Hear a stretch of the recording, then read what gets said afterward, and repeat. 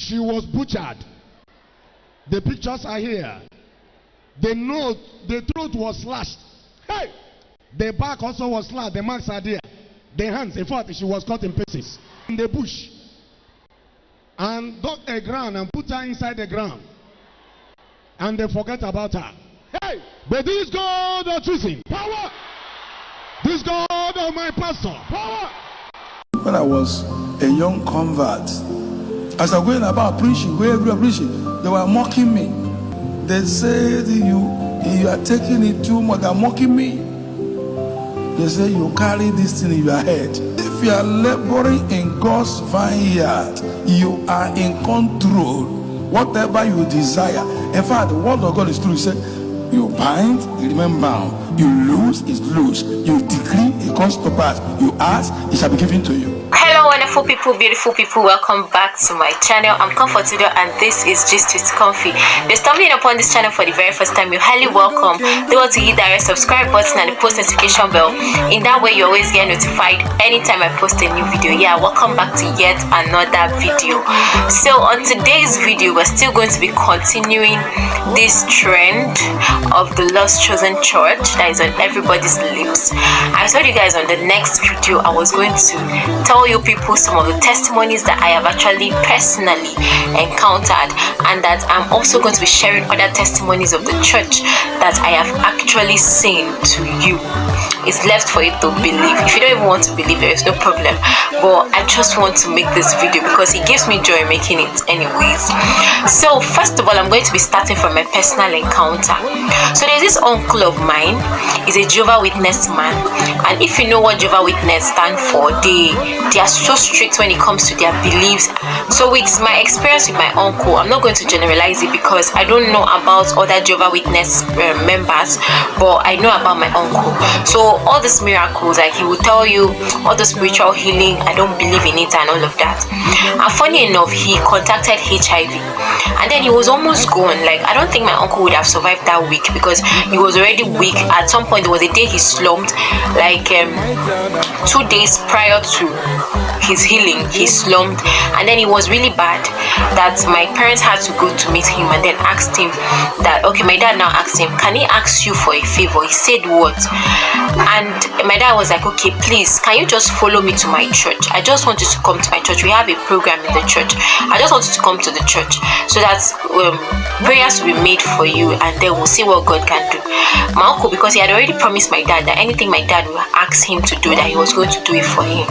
He was actually thinking, because after everything he started sharing with us what he thought. So he was actually thinking that my dad was going to ask him, okay, can you give me your car or can you give me this one? Because he was already planning his death. He had already showed where he wanted to be buried and then he had already started putting things in place. So he was actually knowing that his body was not going to be able to carry him again.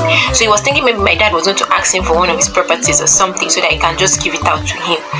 So when my dad now said that, he said, okay, since he had already promised my dad that anything at all my dad will ask him to do, that he was going to do it, that no problem, he was going to follow us to church. So we went to church. This one said was not even an international program, it was a state program. So it was a state pastor that ministered. If you can remember in my previous video, I told you that it's not only our general overseer or it's not only Pastor Lazarus Moka that conducts miracle, that chosen members are carriers of miracle. So this one was in the state level. So the state pastor was ministering, and lo and behold, my uncle got his healing. And then when he was now sharing the experience to us, a Jehovah's Witness person, this person doesn't stand to lose anything, because of course, like, why will he now be forming the lie? Like, why will he come and be lying to us? So he said what happened was that as the state pastor was ministering, that his eyes were opened and then he saw a man on the altar with a white garment, and then this man had some other people walking around him, like they were like nurses and doctors. So they were walking into the congregation and then touching people. That was what he saw in the spiritual realm. That's what he said. And then one of them came to him and ministered to him, and after that he became strong. So my mom was like, because my both parents are health practitioners, we were like, okay, no problem, when we get back home we'll carry out a test. And lo and behold, when my uncle was tested, he was HIV negative. So in that case, you're telling me that God cannot do it? Is that what you're telling me? That it wasn't God that did it? Okay, he formed it. This is a personal encounter I'm sharing with you. It's not fiction. It happened to my uncle, and that was how he was healed of HIV that was almost taking his life.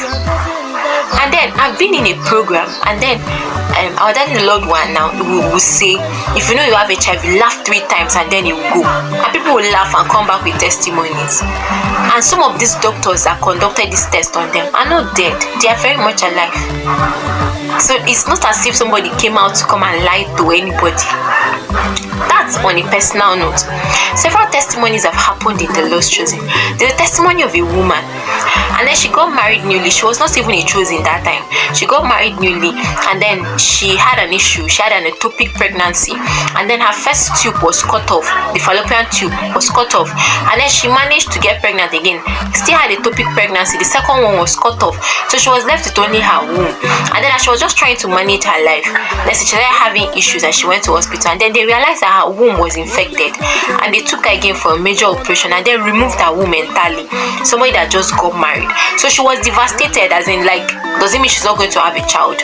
So just during when she was trying to recover, her husband got the advert of one of the programs that was happening in the Lost Chosen. Her husband too wasn't even a chosen, and her husband was like, okay, come, let's go, let's just go and try. They went, and lo and behold, after the program, she took it, she gave birth to the first child, and as we speak, she has 5 kids. And her husband was even telling her, the last testimony she gave, so her husband was telling her that he's tired of having children. So what will you explain that? She said currently her womb that was removed is still in Lutz, that's Lagos State Teaching Hospital. The student doctors are using her womb for experiments. But here she has conceived and she has put to bed. She has given birth to 5 children. So do you call that lies when she has evidence? She has medical reports. If you go to Lutz, you will see the history and how the operation was done, and then her womb was removed. When like, there are some things that we doubt, and then it will just be funny. Okay, which other testimony do you want me to tell you? A scenario that somebody who had a sea accident, an accident in the water, and then these dolphins, these dolphin fishes carried this chosen member on his back to the shore. And you still call that a lie, but you believe that Jonah was swallowed. This one, the fish carried the member on his back. It was on top of the fish back, and the fish took him down to the shore, and that was how he escaped being drowned. You want to doubt that one too? Which other testimony should I give you? A scenario that a baby, there was an accident in the vehicle, and a baby was suspended in the air because of the anointed handkerchief that was placed on the baby. And before I continue, let me address something. If you hear me say anointed handkerchief, I don't mean that my Geo anointed handkerchief somewhere and brought it and started sharing to members. No, that's not how it is done in the Lost Chosen. If you hear somebody give testimony, the person said, I used the anointed handkerchief, or this happened to anointed handkerchief, it means that the person brought his or her own handkerchief, bought his or her own handkerchief, and came to church. And during ministration, when pastor will say, if you want me to bless any item for you, just raise it up and I'll pray on it. And the person will raise up the handkerchief with faith, and our pastor will pray on it and be like, okay, this, anything, any property you are raising up can be used for signs and wonders, can be used for miracles, this one, that one. God can through that reach out to you, and people come back with testimonies. Even this apron that people are saying that apron, they went to do this one, bulletproof, this one, those aprons are just normal materials. And I think I will make another video, because I don't want this video to get longer than this. I'll make another video telling you the history of this apron in the Lost Chosen, how it started and how it happened that our church now uses apron. But before I make that video, which will be the next video after this one, let me tell you, when it comes to apron, and then people are saying apron are causing miracles up and down, it's not that they carried the apron and went somewhere and did some kind of fetish things. No, these aprons are just materials that they buy in the church, and the main purpose of the apron is for advert, which I'm going to explain in the next video. So these aprons and handkerchief and all these things can be raised up. When this person's buy it, even the sticker of the church, any material of the church that people buy in programs, they raise it up, and then our Jew will pray on it. He doesn't touch it. If you watch all our videos, you will not see when our daddy in the Lord will come down from the pulpit and be laying hands on people and touching people. The crowd is much. Who is he going to touch? Who will he leave? So he stays on the pulpit and just prays on the thing generally. And with faith, he has faith, and he keeps saying that his faith is greater than anybody's doubt. And they're choosing members to have faith that these prayers that our Joe is praying is working, is going to work. They believe it, and then they take these materials, and then you hear all these testimonies. So back to the story of this baby that was suspended in the air. The mother said as she was going on the way, she started just feeling unease, and then she brought out this hanky from her bag and then placed it on her baby's chest, and then the baby removed it. Babies now played and removed it, so she just brought it back and kept it. Before you know, there was an accident, and then the car tumbled, but lo and behold, this baby was suspended in the air. I know some of you will say it's a lie, it cannot happen. She said when she regained herself, she actually found out that her baby was suspended in the air, and then she jacked her baby. This baby did not land on the floor, it didn't hit himself on the floor, it was suspended in the air, and the hanky was just on the baby's chest. I know some of you will say that one too is a lie. Another testimony I'm going to be sharing, the testimony of one girl in Akwa Ibom State, a very small girl. I think the girl was about 5 to 6 years, and then she was apprehended in the night. The family, they were sleeping, they were from this very poor family, and then they lived in a kind of bacha, and then the door, they didn't have door, so they just had this barricade on the door, and then they went into sleep. Then in the night, some group of men came in and then jacked this baby in the sleep, this 5-year-old girl, from her sleep, and then took her away. So in the morning when the parents woke up, they were looking for the baby. They didn't see the baby. The siblings started complaining that they have not seen their sister. They started looking for the child. So the parents immediately rushed to the church, the branch church, and according to the parents, they were newcomers in the church, they just came. So they immediately rushed to the branch church to report to the pastor there that they cannot find their child. They just woke up in the morning, and then they couldn't find their child. The pastor made a short prayer. The branch pastor, I'm not talking about the general officer, the branch pastor made a short prayer and told them that don't worry, this child will be found. He said, anywhere I call you out in Jesus' name. And that was a prayer that the pastor made. So later that evening, one man was coming back from work, a bike man, and then came to the house and told the father, have you seen your child? He said no, that he has been looking for the child since morning. He said, come, let me carry you somewhere. He carried the child to a neighboring village. So he said, as this man said, the story was that as he was coming back, he saw this small girl. People were pursuing the girl, thinking the girl was a witch because of the way she was looking. Blood all over her body, mixed with mud, sand, everything, with blood, and then wounds all over her body. So they were pursuing the girl, thinking that it was a witch, and then a dog was trying to lick the blood from the baby's body. So they were saying, go, you witch, go.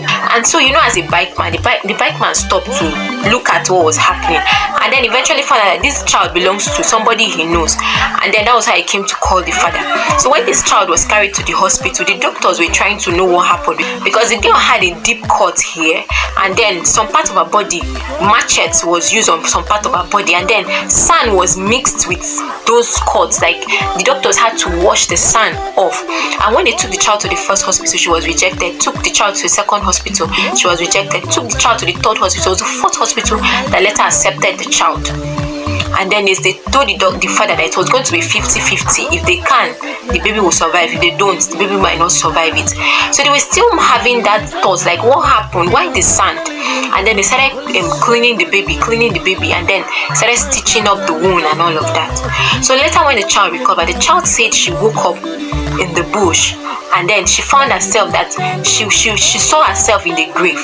So the testimony behind this girl's story is that these people carried her from the house, used machete on her, cut part of her body, and then buried her in a shallow grave. And then when they buried her in a shallow grave, she said she heard a voice that said, Edidion, come out. That was how she noticed that sand was on top of her, and then she struggled and came out. And then when she came out, she was weak and tired, small girl. She sat down back on top of that grave, and then she heard another voice that said, Edijon, leave this place. If these people come back, they will finish you. That was how she said she left and traced the main road down. And the funniest thing is that she said it was a dog that was licking her, that kind of, she was following the trace of the dog till she got to the main road, because she didn't know that particular bush that she was inside. So you will still say that this small child of 5 years was told to come and lie that kind of lie, and then the machete was used here, that she was battling with her life for months before we even heard the full testimony, because we're all waiting for the girl to recover so that we can hear the full testimony. But the first initial testimony was just that she was found, at least she's recovering in the hospital. But so when she came back, she started giving this narration.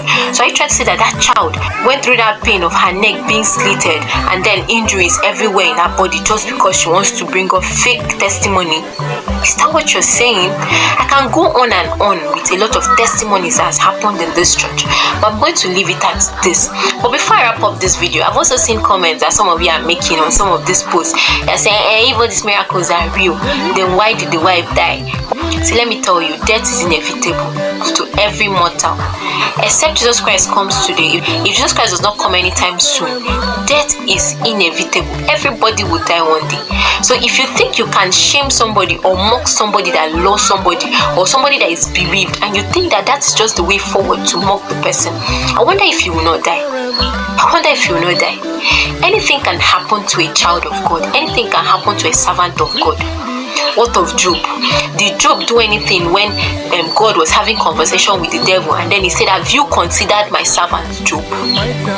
And the devil was trying to tell God that Job is doing all these things because you are protecting him. He said, okay, I have removed the edge. Go and tempt him. You will see that he will still stand. Servants of God can go through any form of persecution and trials. God might decide to test their faith in one way or the other. Job lost everything. He lost his children. I'm sure if it's in our generation now, a lot of people will mock him. Of course, in his generation, two people mocked him. Even got up to the point that his friends left him. They mocked him. But if you are part of them that are mocking a servant of God that is going through a phase, or something happened to somebody, or a servant of God, and you are mocking the person, you are funny. It's like your own, you have even finished life. Maybe you say you have even entered heaven. Who knows? Because I don't see a reason why you should be mocking people. You're saying, okay, if he's doing all this miracle, why can't he raise his own wife? Are you joking? Okay, what of Paul in the Bible? Paul had an affliction and he kept putting it up to God. God said, no, I am not going to let this one pass. But that same Paul, he was healing people up to the point that his handkerchief from his body and apron were used to heal people, deliver people. But Paul himself was going through an affliction. But God said, my grace is sufficient unto you. I'm not going to take this one away. I'm not going to take it away. My grace is sufficient unto you to go through it. So if a servant of God is going through a phase, you think mocking the person will change anything, or mocking the person now, what will happen? It's your pity. So if you are just there looking for what to say or looking for who to mock, now your own cup of tea is on you. It's on you. It's strictly on you. So anyways, that will be it for this particular video. So as I promised, I'm going to still come back with another video to explain to you the origin of apron and how all these things work in the Lost Chosen, so that you'll be aware of some of these things, because I'm sure maybe most of us do some things because of ignorance. Maybe we don't really know. So I think educating you and giving you awareness of some of these things will help. So this will be it for this particular video. See you guys on the next one. For now, bye.